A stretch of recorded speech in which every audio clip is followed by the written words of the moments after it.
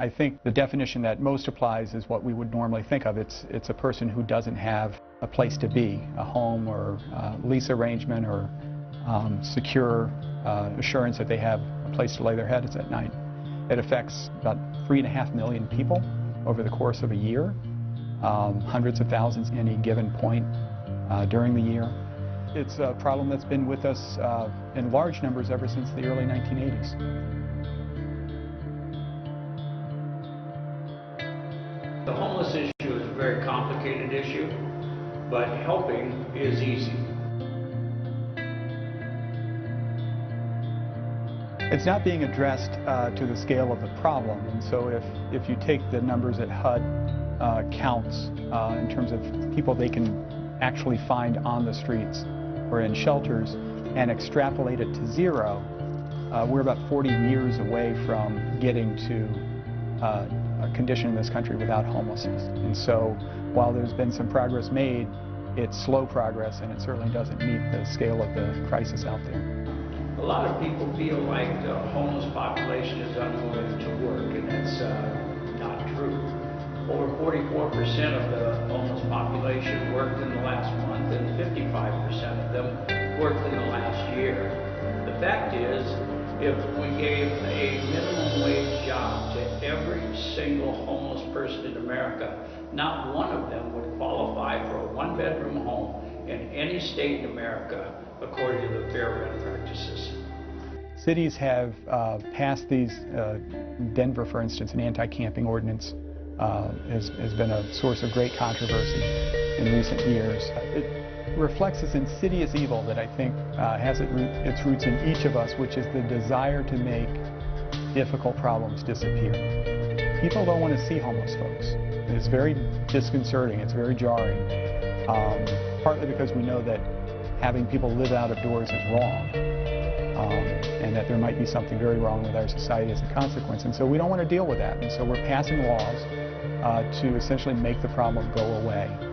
That doesn't solve anything. And the truth is, the longer we stick our heads in the sand, the larger the problem grows. And at some point we have to deal with it. But these ordinances that local governments are passing do not solve homelessness. There has not been a single instance across the country where anti-camping or anti-loitering laws have been passed where homelessness has disappeared there. It's going to take affordable housing, it's going to take some money for direct services and other human needs.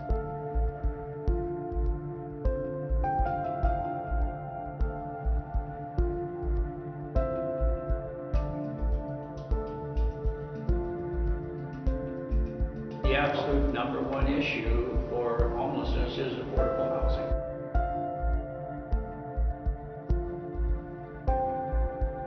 69% of the homeless population is sheltered. Of the remaining portion, 30% of the unsheltered population live in vehicles.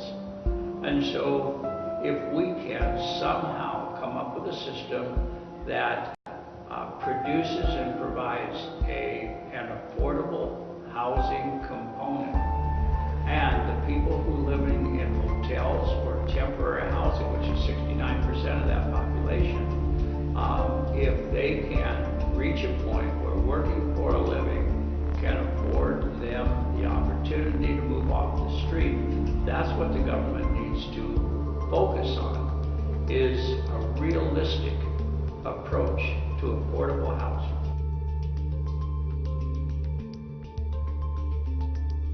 Over 37% of the individuals that are homeless now are part of a family unit. The majority of the homeless families are under the age of 24. Most of them innocent babies or children. They have nothing to do with their circumstances, nor can they change them. In a motel setting where so many of the homeless live, in the state of California, you are required to move every 28 days. Because if a motel allows you to stay longer than it becomes a permanent residence, and they lose their licensing to this motel. Imagine if you are a family and you have kids in school, and every 28 days you are required to completely locate, not to the motel room next door, but you have to move out and be off of the property and relocate. Nothing is more disturbing to me than when we're serving food, we're taking food to motel families, than to see a single mom or even a family mom lower her 4-year-old child into a dumpster by her feet and have that child have to sort through the food to find the dinner that they're going to serve that evening. This is America. It shouldn't happen. Washington needs to hear it. The politicians need to address it. And it's got to change. It's unacceptable.